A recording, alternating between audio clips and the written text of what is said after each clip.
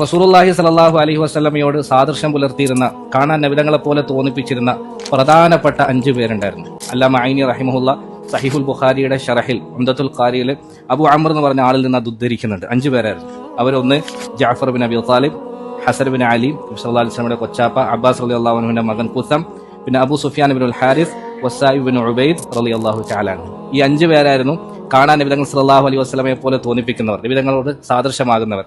അതല്ലാത്ത വേറെ കുറെ ആളുണ്ടായിരുന്നു. ഉദാഹരണത്തിന് നബി സല്ലല്ലാഹു അലൈഹി വസല്ലമയുടെ അരയുടെ താഴോട്ടുള്ള ഭാഗം നബിതങ്ങളെ പോലെയായിരുന്നു ഹുസൈൻ റളിയല്ലാഹു അൻഹുവിന്റെ.